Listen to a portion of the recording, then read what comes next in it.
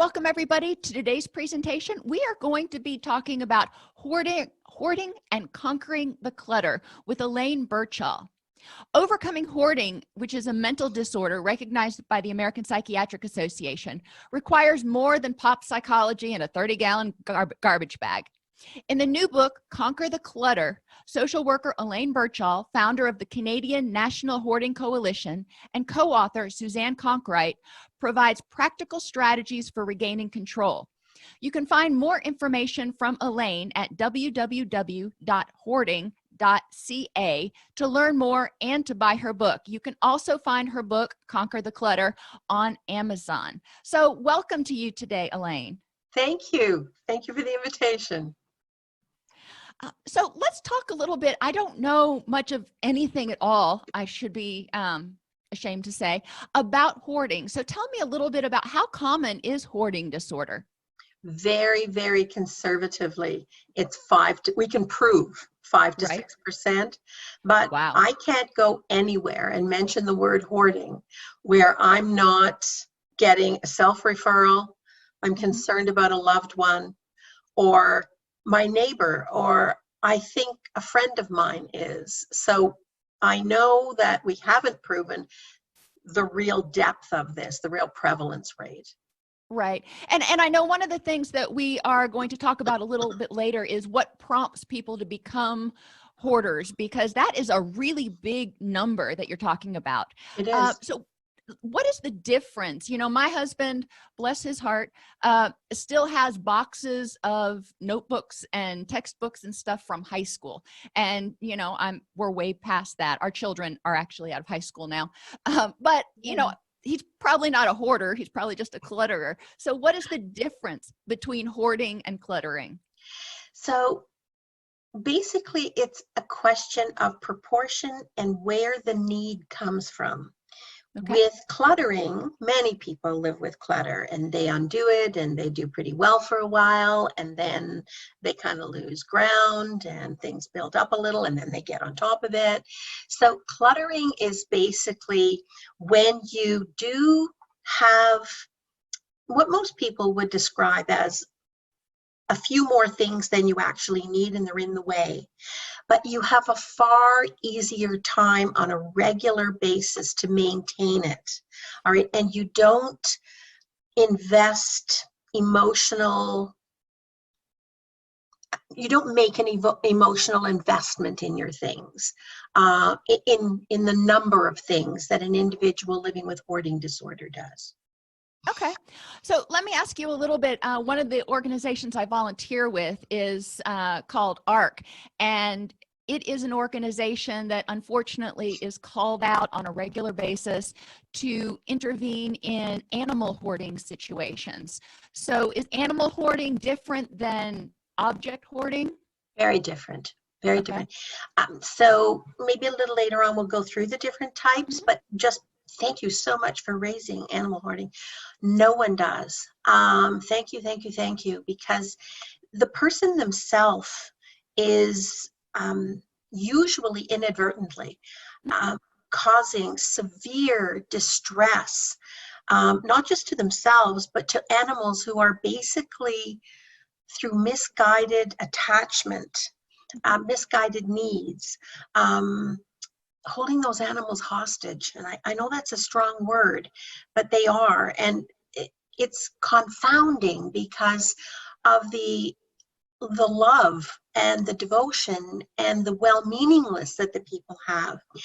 Animal hoarding, there's no easy, simple hoarding situation. Right? It's a complex disorder coming from a confluence of vulnerabilities.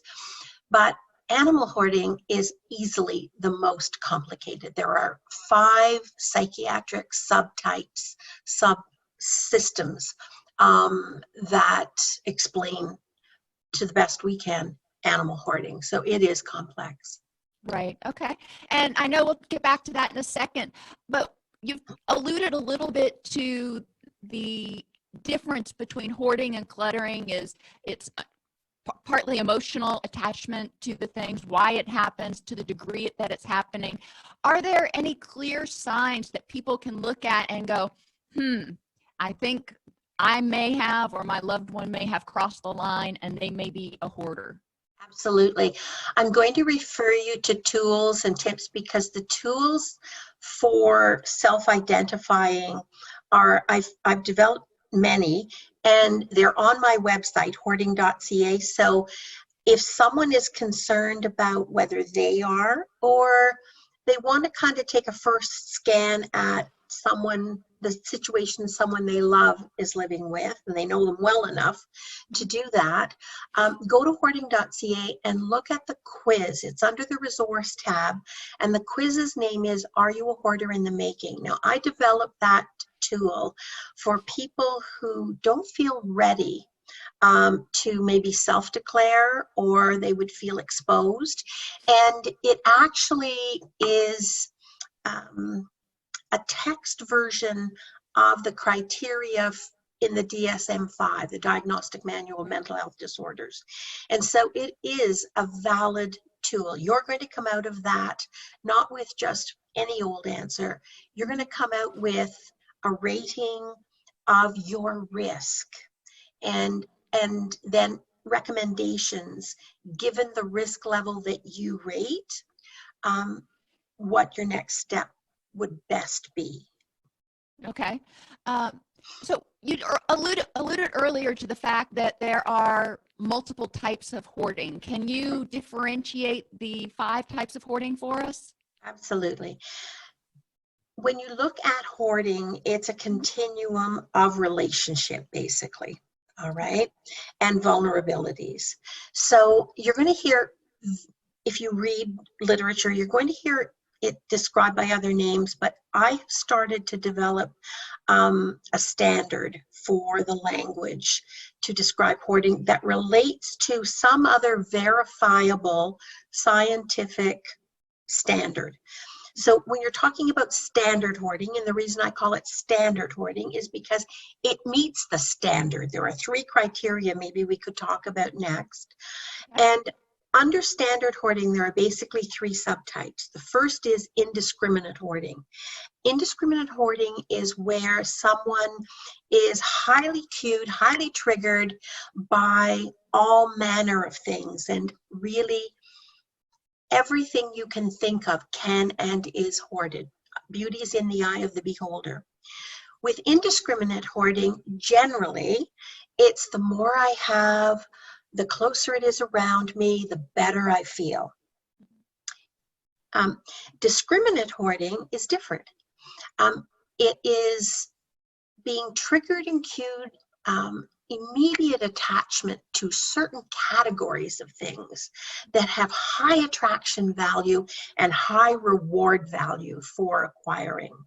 All right, that's a lesser degree of the more I have, the better I feel. Here's the difference though, it's not collecting, all right, because the numbers that the person feels necessary to acquire, they couldn't possibly display. They couldn't possibly invite people in to enjoy and show something that they're very proud of. All right, so there's a lack of a piece that is normally attached to collecting. The third is combined. Combined is when things have really gotten out of hand.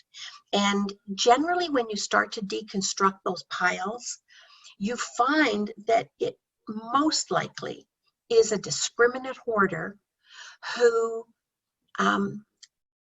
life is really overwhelmed, and all manner of things from daily life have started to be piled on and mixed in. So that's combined. The second type of hoarding, the second category of hoarding, is Diogenes syndrome.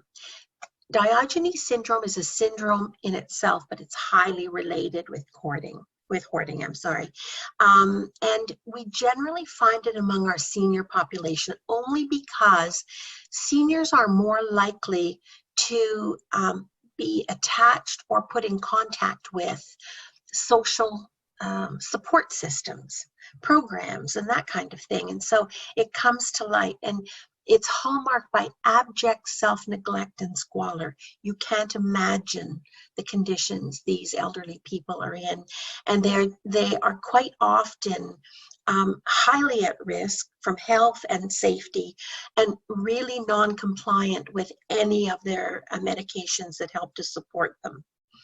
The third category of hoarding is animal hoarding. And as I said before, there are 5 subtypes of psychiatric models.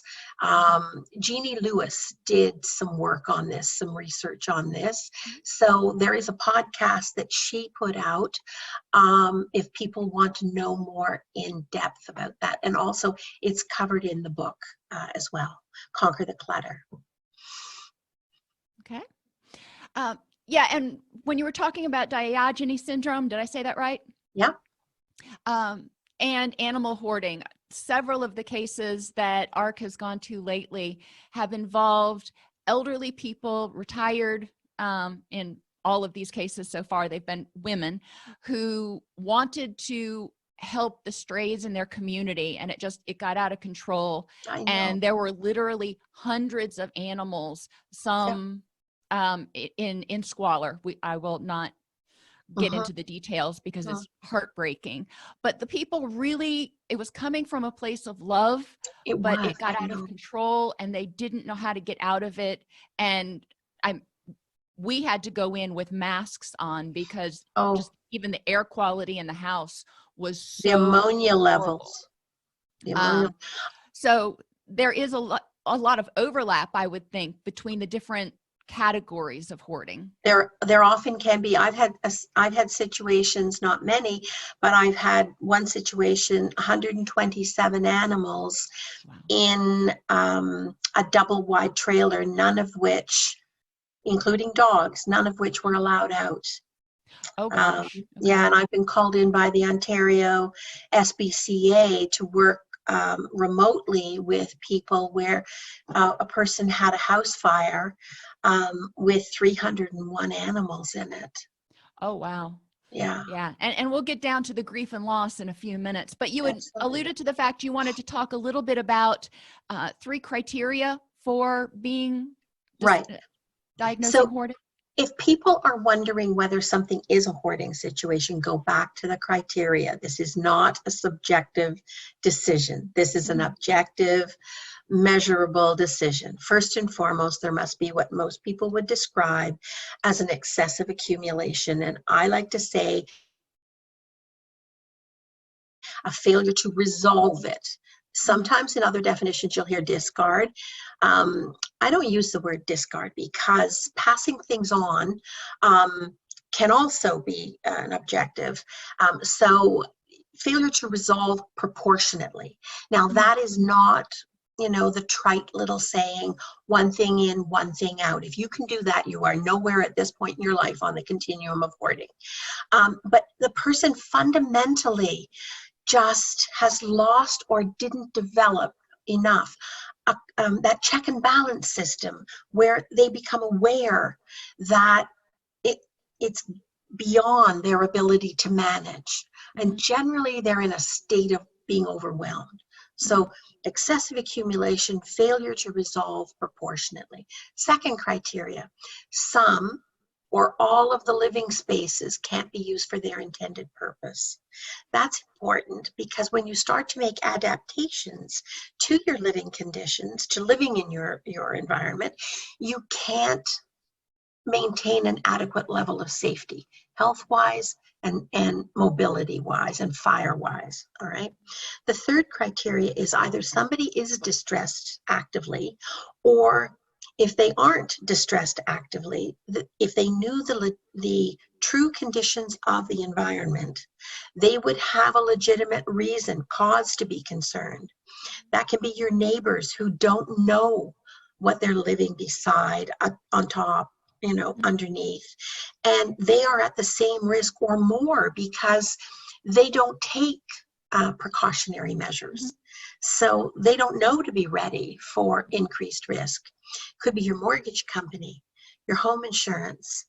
It could be bylaw, property standards, the fire department, children's services if there are children involved, services for the elderly if elderly are living alone in these conditions or with another family member who hoards. So there are many ways for living in a community, living in society. We get benefits from that, all right? And we don't have an absolute right to, it's my place, it's my say. If you raise the risk level sufficiently, you are, without maybe realizing it, putting your community at risk as well. Right, right. Is it possible, and this isn't something that, you know, we had talked about prior to this, so you may not have an answer, but I'm thinking of a couple of people that I've worked with who in some aspects of their life, they are ultra controlling, and, you know, they keep things like their email is completely cleared out every single day and yada, yada. But other aspects of their life, it almost appears that they're hoarding. You know, is that common, or just going with your gut instinct? No. I know. About 50 names just flashed through my mind. There is nothing that says that an individual who hoards is dirty, or that the environment is dirty, that they are damaged, flawed individuals who don't function well. The number of physicians, I've had a few practicing psychiatrists. The number of lawyers I've had is astounding. Teachers represent probably a third of my client group historically. Translators, also researchers.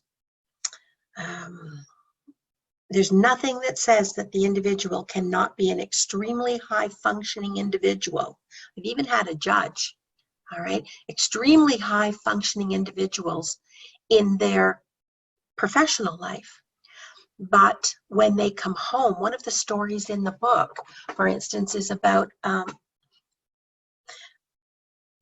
award-winning lawyer, all right, who came home to his environment and had to climb up 2 feet to get in the door.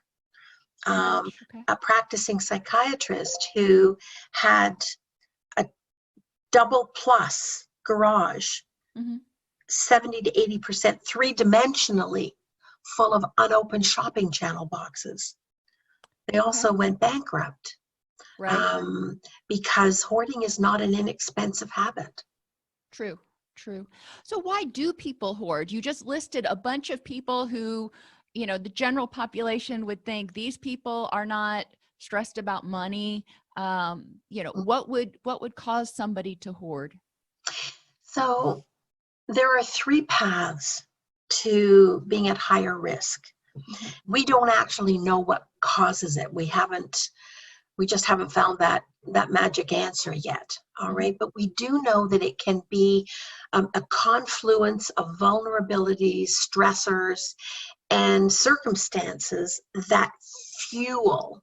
Now, I don't have scientific evidence for this, but I have 19 years of working with people, all right? And I train all across North America. I counsel as far away as Hong Kong and Germany and Britain remotely. So a lot of people.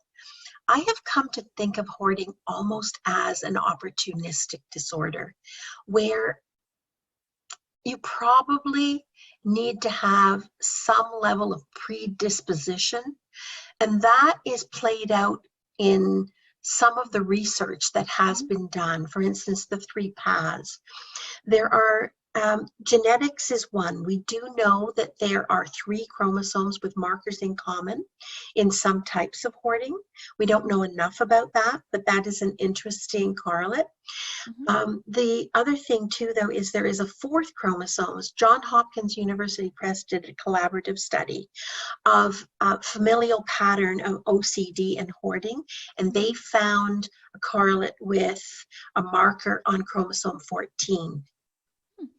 If you look at that genetic predisposition. Now, not everybody who has that is going to hoard. There still is that square, that 4-part square that says X number of people will have it recessive and have it dominant, right? And certainly that does play out in families. I see that all the time. If you look at the power of modeling behavior on top of that, it's very hard if you are raised with family values, family fears, family stories.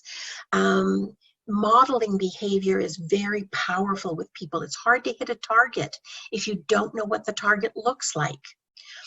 The second path is a defined list of other comorbidities that coexist at their own prevalence, relationship prevalence rate with hoarding disorder.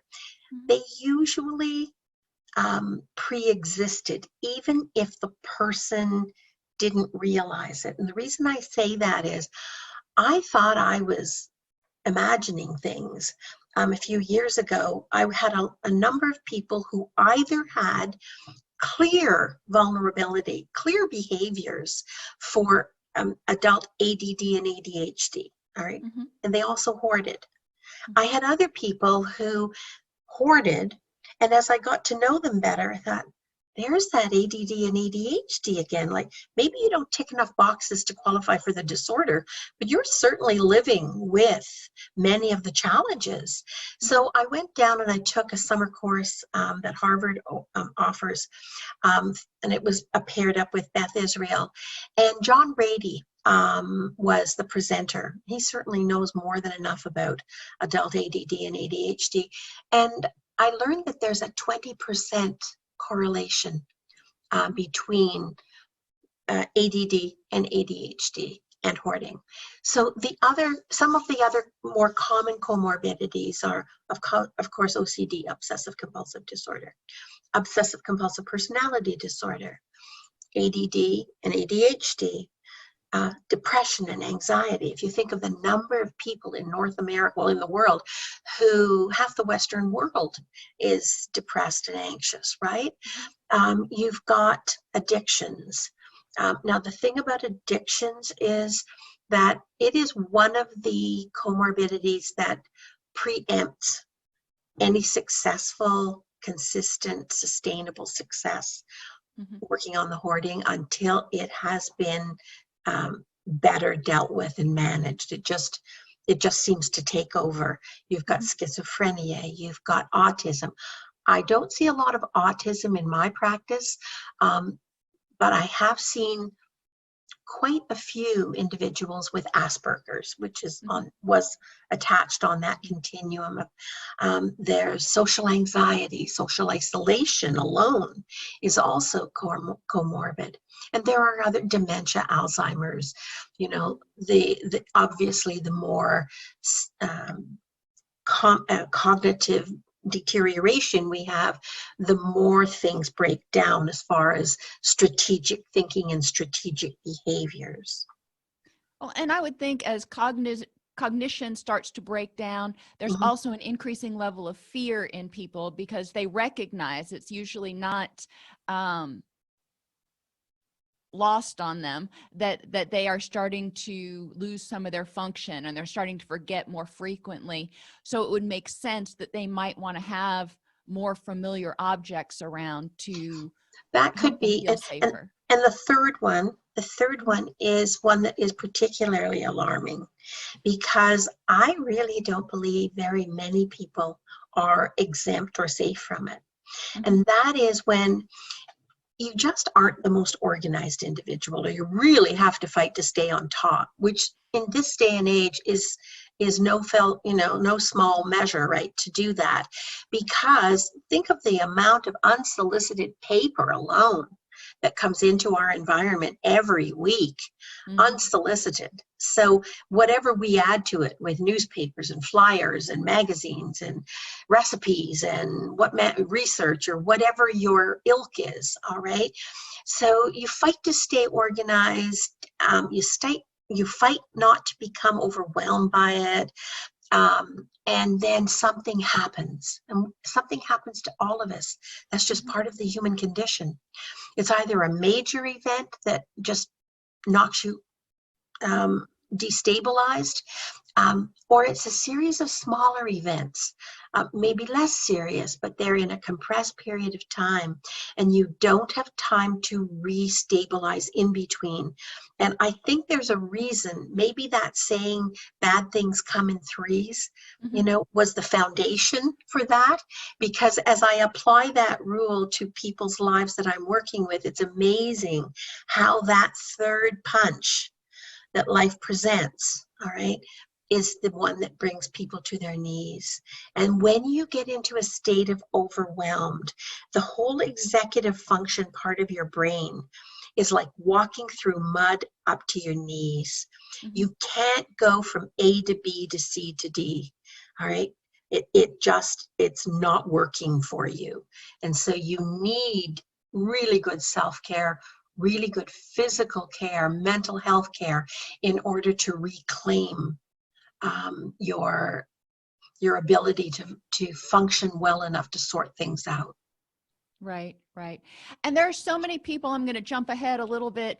There are so many people right now who are struggling with a lot of those things, with depression, anxiety, and just feeling completely overwhelmed due to coronavirus and lockdown. I'm wondering what your thoughts are. I mean, I know there's no research about it yet because this is totally new, but I'm wondering what your thoughts are in terms of hoarding during this period, if it's getting worse, and what it's going to look like over the next 6 months to 2 years as people struggle. I know my husband's grandparents lived through the Great Depression, and I still see a lot of, not hoarding, but there are very clear rules in their house about how much food has to be there, how much food you can eat at a sitting, in order to make sure that they are safe. And there's been a lot of talk lately about disruptions in food supply and stuff. So I'm wondering what you think the news and this current situation, what impact it's having on people who either currently hoard or who are at risk of hoarding. Absolutely. So there is such a thing as adaptive hoarding. Okay, what we have been talking about is maladaptive hoarding. Adaptive hoarding is what individuals who went through the Depression do.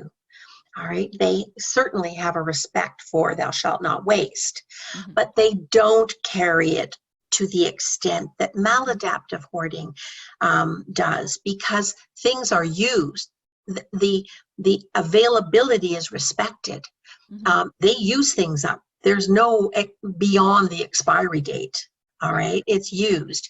And yes, they may buy in bulk, but that is a stock. It is not storage 2 years later, and you're still imagining, believing that you are safe because you have this stuff. Well, if you open it and need it, that is not what is going to make you safe. It's going to make you sick. Right. And so adaptive hoarding is different. Many people conflate the behaviors of hoarding from family rules that dated in the Great Depression, all right? So rationing is one thing, but rationing doesn't say that you have out of fear. It comes from a different place. Respect is one thing. Awareness is a certain level of caution. Caution is one thing. Fear is a different place, because caution is, okay, what do I need? How much storage do I have? How am I going to manage this? What is our consumption? And also economics. At the same time, they're managing their finances as well, because they know that when they need to replenish this, they need to have the funds to do that, right? So there's that balance. You see where that balance is? Sure. That innate balance in adaptive, in hoarding. It all looks like the same thing, but it comes from a place of fear. And when you're afraid, there is never enough. There is no off switch. all right? Because the stuff is filling a void in you. It's not a functional behavior. And you overspend, and then maybe you don't have the finances. I've got a client right now who we got the whole back part of the house, 1, 2 or 3 big bedrooms in the back, and you know, she's not a wealthy woman, and they were clear. And now, in my last counseling session with her, she said, just as we were getting ready to hang up, she said, "Oh, I have to tell you something." She said, that whole back bedroom is full of hand sanitizer, wipes, and toilet paper, like full. I can hardly get in the door. So you see where that fear response, other people bought X number of other additional roles, right? It comes from a different place and goes on to a different extent. But the one thing that is happening is that people these days, even if they don't hoard, those feelings you're talking about, they certainly are having a more common experience as the individuals who hoard live with chronically. Mm-hmm.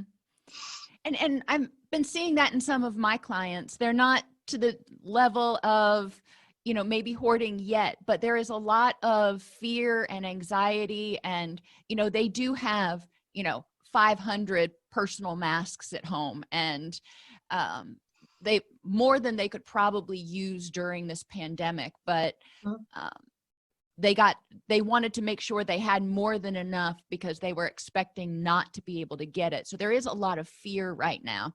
But I was just curious on whether you thought that there would be an increase in people who become, you know, cross into meeting the criteria for hoarding, you know, over the next 6 months or so, while things are still relatively destabilized. Watch out for path number 3. Mm-hmm. And that is overwhelm. Maybe you're not chronically disorganized, but this is a new awareness of how this world is one. All right. And so whatever's happening somewhere else, we have had a major lesson in. We are not immune from what is happening everywhere else, which can raise a certain additional alarm. And so if you are in that state of just being overwhelmed either through isolation, look at all the different variables there are with this this situation. And it's not going to get a lot better as far as our feelings and our caution when the stay at home is lifted, because then we have the right to be out in some degree of it, right? And so watch out for that, because when you're vulnerable, when you feel overwhelmed, it's not just an individual who hoards who has their executive functions start becoming like fudge, all right? This is a normal human condition. We are all susceptible to that. So the question I would ask, so you don't end up way down path number 3 before you realize it, is, how are you maintaining and taking care of your physical health and your mental health? How are you doing that? Because even when you are staying at home and you're more isolated, you don't have the stimulus, you don't have the resources, all right? There still are ways. And I would ask people every single day to set 3 goals, all right? One is find the joy, the fun, and the play in every single day. That's your fuel. The second goal is, remember, you are a growing, learning, developing human being, and your mind is happier and in better shape if you remember what you're good at and do a little more of it. Something you wanted to know more about, you have all the time in the world now to research it, to know more about it, or something you love to do, bake, knit, cook, word puzzles, get better at it, all right? And the third is, honest to goodness, just boring old work.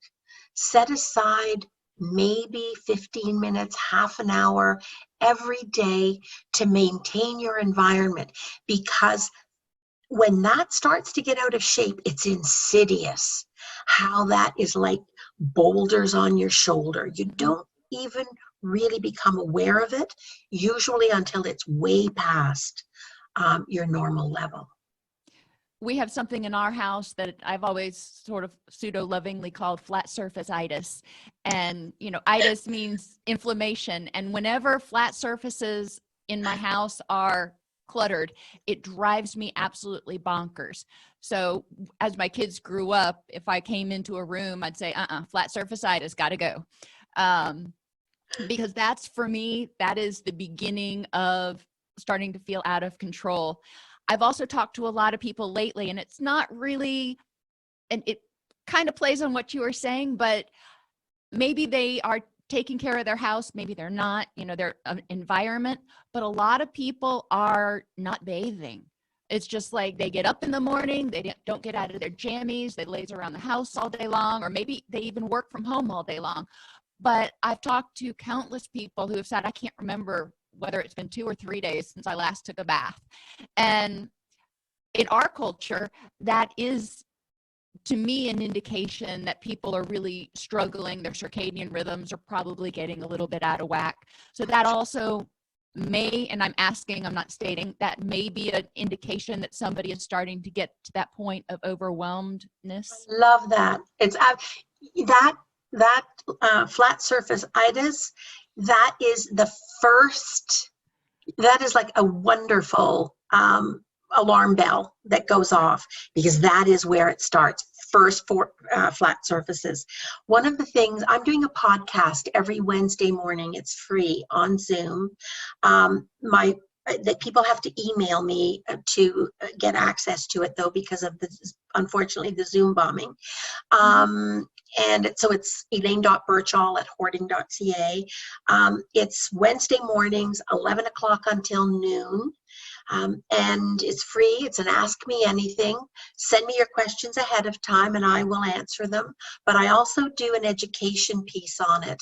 And one of the things I'm asking my folks to do when they start to realize, you know, nothing really matters. What day is this again? Or that was just, you know, and the news comes in, you know, the death rates, the incident rates, all the tragedies that happen, you know, suddenly they're like in tears, you know, they're having so much more emotionally loaded at a time you can't carry that load. I ask people, look, every night, take a bath or a shower and wash off that day. And that way, and tell yourself, tomorrow's a new day. I carry nothing with me, okay? From this day, tomorrow is a fresh start. Whatever went well, I still know how to do that. I can still do it. Whatever went poorly, it's gone. I don't carry it today. And it's just kind of a visual, kinesthetic kind of tool to use something that is right there and available, just to give yourself a message of sustainability. Sustainability.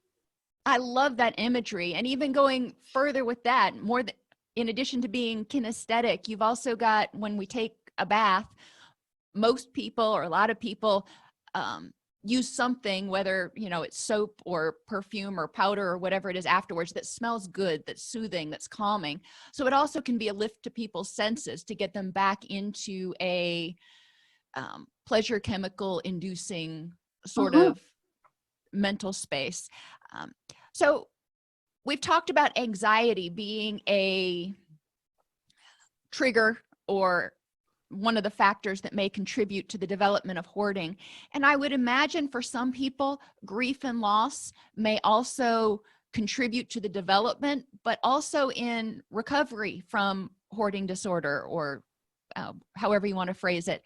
I imagine there's also a certain amount of grief and loss that goes with it when they are trying to let go of some of those attachments. Yes, absolutely. That's one of the reasons why normally, wherever possible, I am out on site with the client in the environment where the hoard exists. And I'm doing the counseling. as we are actually handling the things and making decisions and talking about the meaning that has been applied to this item. And the attachment. So the 3 attachment patterns: sentimental, that's grief-based, okay? Intrinsic is moral-based. Okay, it's a sin to waste.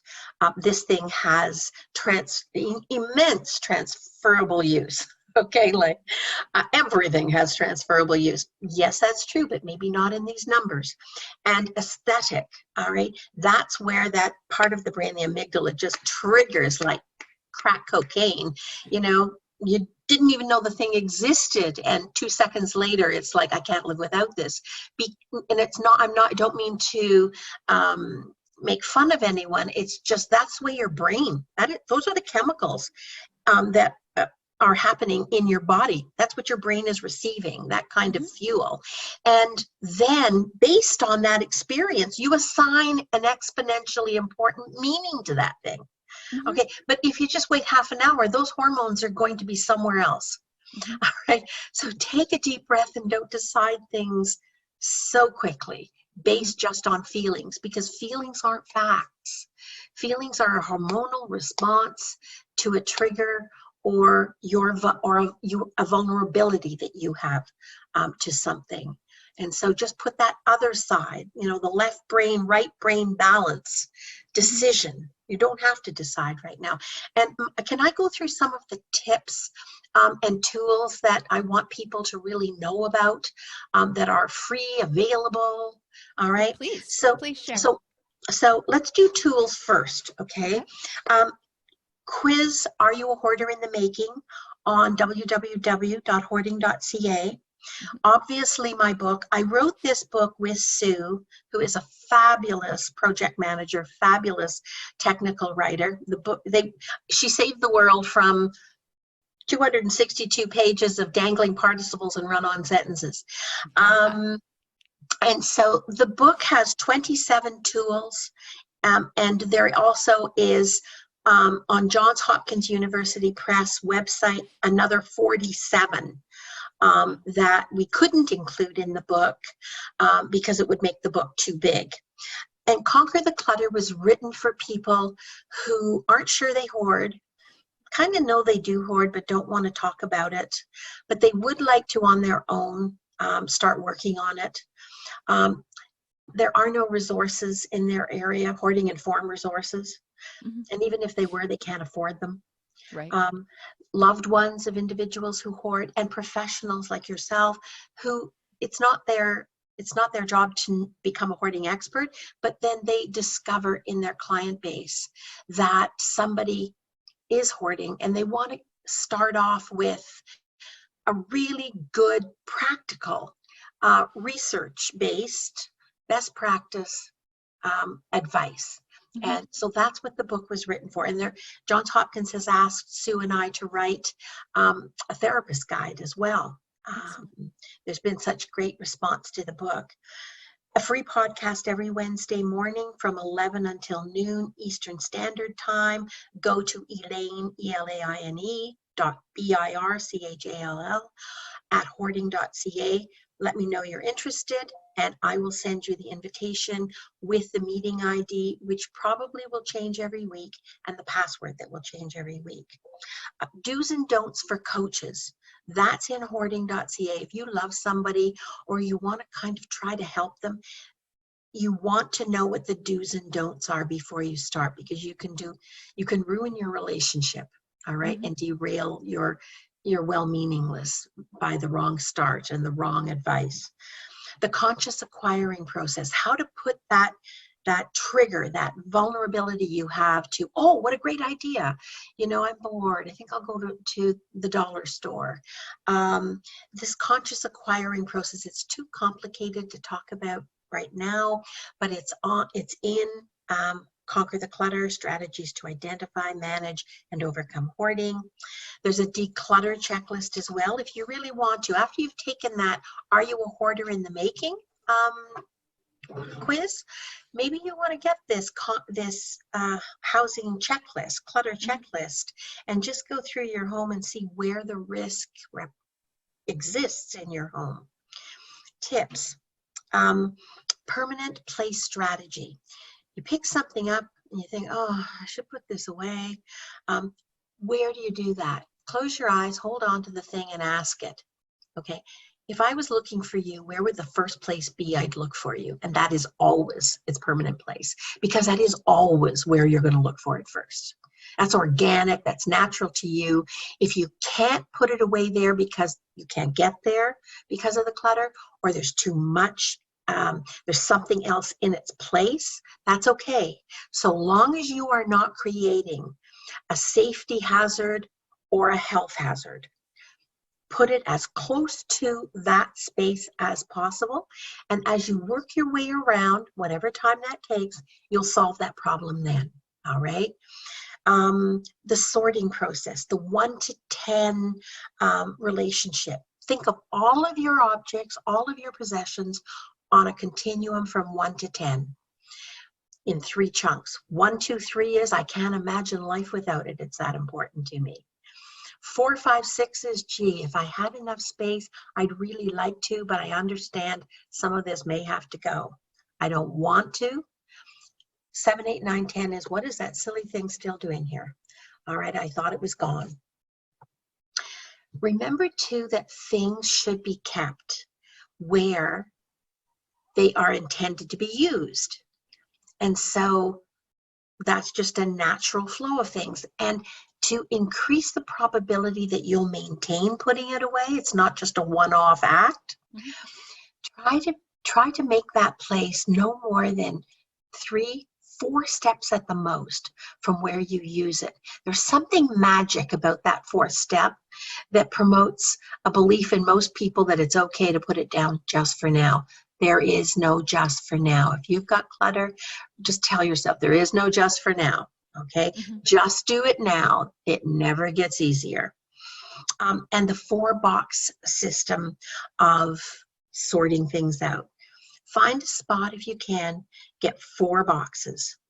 And those 4 boxes are discard, keep, recycle, donate. There are 2 more boxes that are possible if absolutely necessary, if it's the only way to do it. Okay, but think long and hard about these 2 because they're thankless. 1 is sell. Nobody's going to pay you what you think this is worth. You'll probably end up offended. All right, and then the last one is regift. Sometimes people have bought gifts for people, or they have really nice things that they don't want to just donate.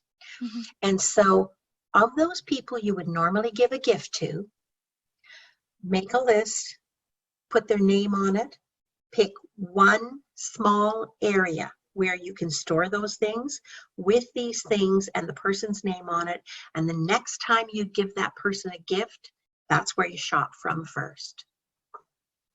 Totally makes sense. Those are awesome tools. And you said they were in, a lot of these are in your book.